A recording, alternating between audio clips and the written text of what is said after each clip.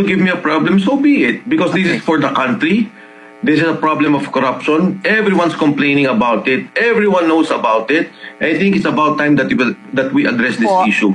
Ano po ang magiging motibo ni attorney na siya naman po ang magsinungaling? Pwede siyang tinakot.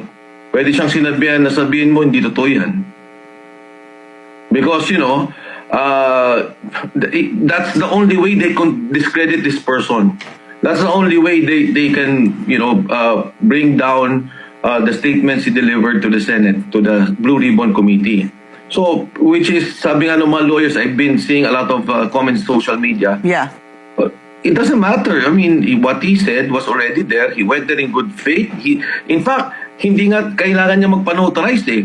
If he verbalized what he said in the Senate, that would have been enough legal evidence and enough weight to be part of a court proceeding. So, yeah, Pinky, thank you for that. And I think, yun din ang worry ko, na itong abogado, medyo pinressure. Kasi why? Why would you now deny that you notarize a statement? Doesn't make sense.